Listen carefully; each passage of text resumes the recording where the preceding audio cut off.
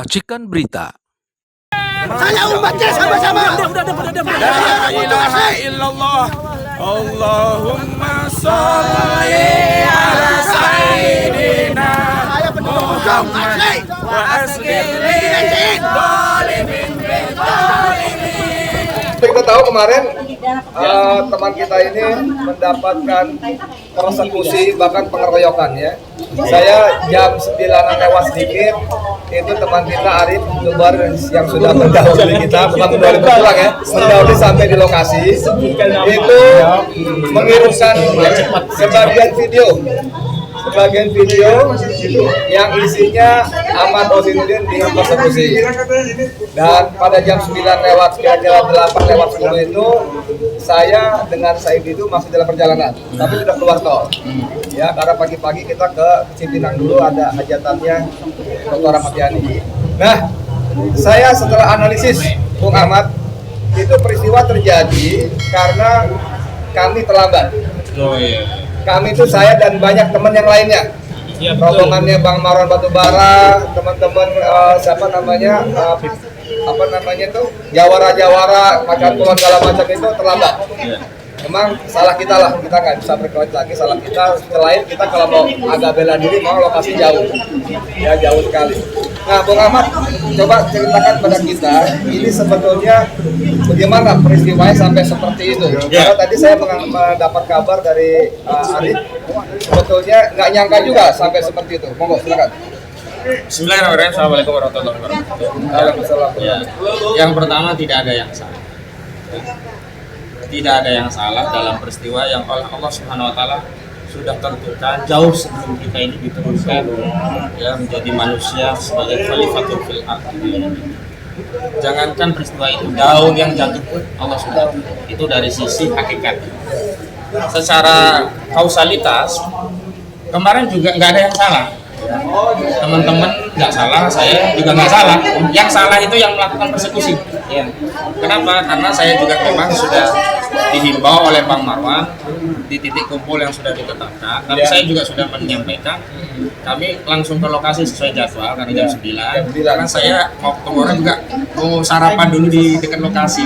Saya sama Arif makan nasi padang waktu itu. Ya, khawatir menunggu apa-apa. Oh ternyata malah kami duluan. Itu lewat lokasi, kami nggak langsung pakai lokasi itu, kami ngelewatin dulu lihat situasi. Kami lihat masyarakat udah banyak antusias dan banyak polisi. Ya praduga kami itu adalah masa kita yang sudah menunggu acara, karena acara juga udah 9, kan acara jam 9 itu udah setengah 10-an lah kira-kira. Nah di situ juga banyak polisi kan, pasti aman lah begitu ya. Ya kami datang, nah terjadilah peristiwa itu. Yang di luar prediksi kami itu adalah sudah ada polisi kok nggak aman juga ternyata rakyat itu. Yang kedua, sudah ada polisi kok berani juga preman itu. Ya kita kan bertanya, apa sih hubungan preman itu dengan polisi? Biasanya kan preman paling takut sama polisi gitu. Nah kok kemarin kok preman melakukan tindakan seperti itu tidak ada takutnya, bahkan ada polisi, bahkan ada kapolsek, bahkan kapolseknya DDR dia ngaku udah dipukul belum? Iya dipukul, tapi kok nggak diproses? Ya, biasanya kalau kita salah dikit aja langsung proses hukum gitu loh. Makanya kemarin saya minta loh, kalau polsek kalau dipukul ya proses hukum. Gak usah mikirin saya, mikirin institusi kepolisian yang dijatuhkan direndahkan oleh preman sampai dipukul kapolseknya gitu loh. Ya, begitu. Nah, saya kenapa kemarin melakukan tindakan perlawanan ya, dalam pengertian saya itu berisik dibilang provokator dan sebagainya. Lawang saya itu satu hadir dalam kerangka undangan. Berarti kan ada warga yang memang menghendaki saya hadir, panitianya. Yang kalau dibilang, yo itu orang Munjung asli, kan orang Munjung bukan hanya preman itu. Yang lainnya kan juga ada. Kalau dia nggak menolak ya biarin aja dia menolak. Yang penting yang lainnya ngundang saya. Memang kalau yang lain ngundang ada satu yang menolak, saya nggak boleh datang. Yang kedua, saya kan lewat jalan itu milik publik. Memangnya nggak boleh kalau bukan orang Munjung lewat jalan situ. Wong itu hak publik jalan. Yang ketiga, saya juga ingin menunjukkan emangnya mereka doang ya yang berani gitu loh. Kurang ajar kan itu kalau nggak kita lawan, kurang ajar gitu loh. Tapi sebentar, sampai titik berani ini saya harus takluk total ya, karena memang nyaris sendirian ya. Walaupun beberapa waktu ke depan sudah mulai ada teman-teman yang mendampingi beliau, tapi kira-kira 10-15 menit pertama itu nyaris sendirian, kecuali di teman Arif yang pegang kamera, nggak kelihatan dari kamera ya. Itu pun Arif ternyata mengatakan kameranya pun akan dirampas gitu loh. Nah, teman-teman sekalian, ini banyak YouTuber lain. Kita pengen coba sedikit mengulik kalimat Bung Ahmad Husaini tadi, bahwa dia merasa aman, nggak ada masalah apa-apa. Pertama, karena di situ ada aparat polisi, ya kan? Ya katakanlah ada preman-preman bayaran katakanlah, tapi tetap kita tidak akan menduga seperti itu. Cuman memang saya melihat ada sejumlah polisi yang pakai seragam rompi berwarna merah gelap itu, memang nyaris nggak ngapa-ngapain itu. Itu ada beberapa itu. Nah, ini gimana kita membaca peristiwa ini, Bung Ahmad? Makanya saya ternyata salah memberikan kepercayaan kepada aparat penegak hukum kita gitu. Semoga ke depan Pak Listio Prabowo itu bisa memperbaiki kesalahan saya. Tapi saya diskusi dengan banyak orang, ternyata apa yang saya anggap salah itu malah benar gitu loh. Umumnya aparat kita justru begitu gitu loh. Nah, saya lihat dari prosedur cara menangani persoalan ya kan. Semestinya kan preman itu yang dijauhkan dari saya dan membiarkan saya Harusnya. jalan. Bukan saya yang ditarik menjauh, premannya ngejar-ngejar saya. Ya, betul. Apa karena saya sendirian terus mudah ditundukkan, kemudian preman banyak, polisi takut sama yang banyak? Kan keliru juga, orang dia pakai seragam. Kecuali nggak pakai seragam, makanya ada tuh yang ada satu anggota saya ya, Kapolsek yang anggota saya. Siapa yang mau percaya kalau kayak gitu? Yang pakai seragam aja nggak dipercaya, apalagi yang nggak pakai seragam gitu. Nah, itu yang saya kira pada ujungnya saya melihat ini masalahnya, meminjam istilahnya Pak Listio ya, masalahnya itu bukan di bawah, kalau ikan busuk ya dari atasnya gitu, dari kepalanya. Oke teman-teman, ini mulai pagi tadi beredar semacam penjelasan lengkap dengan foto-fotonya para preman yang mengepung dan mengeroyok Ahmad Husaini tadi. Ya, ini dapat dari Bung Ahmad juga tadi saya dapatnya ya. Oke ya, saya bacain dikit-dikit nih. Ini yang paling depan nih, preman otak pelaku pengeroyokan Ahmad Husaini, bukan warga Kohok, pernah dipenjara karena terbukti bawa kabur dana dari kotak amal masjid. Kotak masjid bro, orang-orang nyumbang, lu bawa kabur. Waduh, dosanya apa murokap ini, double ya. Nah, ini ada foto lagi 2 orang. Keduanya preman pasar Paku Haji, pernah dipenjara kasur bongkar kios daging. Lalu ada lagi 2 orang lagi, keduanya preman rekrutan lurah Kohok, tukang ancam masyarakat untuk pembebasan lahan. Ya, udah berapa itu? 5 orang. Ini yang ke-6 nih, preman kampung kaki tangan lurah Kohok, tukang ancam masyarakat untuk urusan pembebasan lahan. Lalu ini ada yang kacamata pakai topi, mata-mata lurah Kohok, sering berada di pihak masyarakat anti aguan. Yang terakhir, nah ini seru nih, ada desertirnya tapi bukan TNI Polri, tapi desertir Satpol PP Kecamatan Paku Haji, terkena sebagai provokator untuk memenangkan situasi. Jadi ini ya gambarnya ya, nanti teman-teman bisa mintalah ya. Nah, Bung Ahmad, ini kan kalau kita baca keterangan ini, ujung-ujung ini muara lurah desa Kohok di Arsin yang sekarang meraih entah kemana. Ya bahkan kalau kita baca majalah Tempo itu punya Pas Pamdes, pasukan pengamanan desa. Yang walaupun akhirnya kita nanya, ngapain lagi Pas Pamdes kalau kepala desanya udah pergi entah kemana.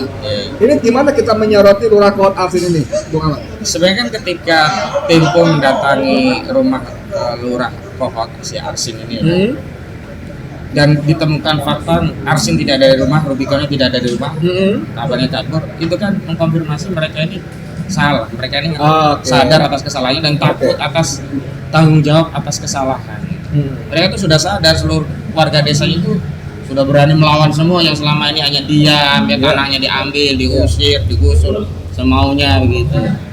Nah, hanya memang apakah larinya kepala desa Kohok adalah bagian dari strategi yang disiapkan oleh penguasa karena memberi waktu para penjahat untuk lari gitu loh. Karena kan itu kasus sudah hampir 2-3 pekan.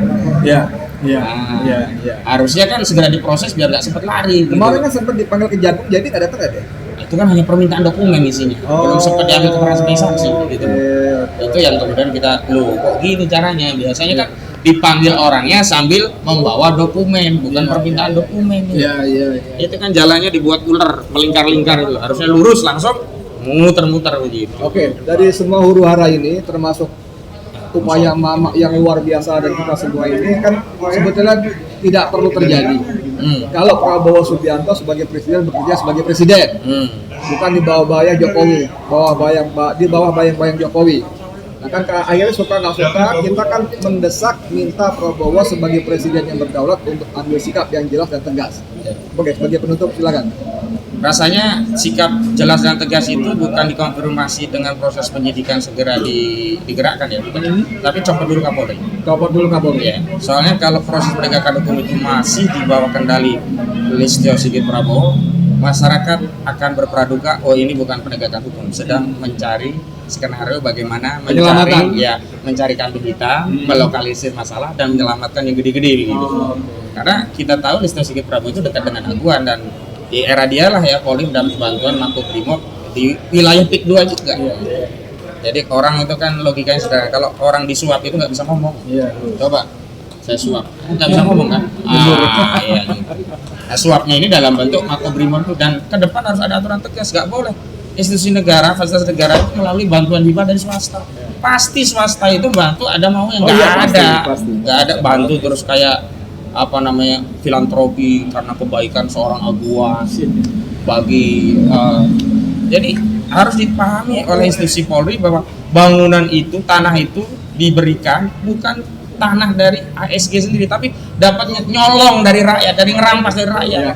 Berarti negara juga secara sadar menerima hasil jarahan dari rakyat. Jadi cuci uang negara jadikan tempat cuci hasil kejahatan sehingga dia tidak bisa diproses. Kenapa? Negara itu terlibat menikmati dari hasil kejahatan. Ke depan udah nggak boleh lagi. Rakyat diambil pajak, kecuali rakyat itu nggak diambil pajak, minta bantuan sama pengusaha. Uang pajak ambil terus, tapi fasilitas dibangun oleh konglomerat, oleh swasta. Giliran menjalankan tugas, bukan menjalankan tugas sesuai kepentingan rakyat bayar pajak, kepentingan orang yang ngasih fasilitas. Kasihanlah rakyat. Rakyat dapat perlindungan harusnya dari aparat penegak hukum, ini malah oleh polisi. Kita ini ya, mohon maaf Pak Kapolri ya, Pak Prabowo, mau kasih tahu saja, kita itu kalau berhadapan dengan polisi di jalan itu, kita itu mungkin kalau berhadapan dengan begal masih kita hadapi bisa lah. Malah kita tuh khawatir kalau di perjalanan ketemu polisi. Ada aja salahnya kita kalau depan polisi gitu. Kalau di depan begal mah SIM ada, STNK ada. Nah, ujungnya tutup pentil nanti dicari-cari. Lampu sen apa segala Gitu macam. loh. Iya. Jadi ini kenyataan yang ada di tengah masyarakat. Termasuk kemarin kita yang menjalankan hak konstitusi, kita sedang menyampaikan perjuangan kita lewat saluran yang sah secara undang-undang. Lalu kok kita yang kemudian ditarik-tarik, kita yang kemudian diperlakukan seolah-olah kita ini penjahat, dijauhkan dari orang-orang yang baik. Harusnya kan dijauhkan premannya gitu loh. Nah begitu kemarin saya kasih tahu, akhirnya kan premannya kabur. Coba perhatikan, kaburnya preman itu apa, dihalau oleh polisi? Bukan. Polisi nggak ngelakuin apa-apa. Sudah selesai bertugas, tinggal ngambil jatah sisa. Bukan, mereka itu kabur karena masa banyak. Kalau masa nggak banyak, tetap aja itu mereka akan tetap menguasai lokasi aksi gitu. Artinya apa? Hampir dikatakan nihil peran polisi untuk menghalau mereka. Nihil. Nah ini yang saya minta kepada masyarakat Banten, yuk kita berjuang bareng-bareng karena memang mereka itu logikanya logika jumlah. Kalau kita banyak, nggak berani juga. Ya saya yakin mereka itu ya kalau sendiri-sendiri ketemu saya juga nggak berani. Karena bareng-bareng pun kalau nggak dilindungi aparat nggak berani juga, karena mereka tahu akan dilindungi aparat, berani songong gitu. Karena itu ya memang harus kita bersatu, harus kita viralkan tuh wajah-wajah orang yang ngaco. Oke. Gitu. Terima kasih banyak Bung Ahmad, semoga menjadi amal soleh Jumat Allah buat kita semua. Allah berikan ampunan dan pertolongan dalam perjuangan. Amin. Saya Edi Mulyadi untuk KPN. Assalamualaikum warahmatullahi wabarakatuh. Waalaikumsalam warahmatullahi wabarakatuh.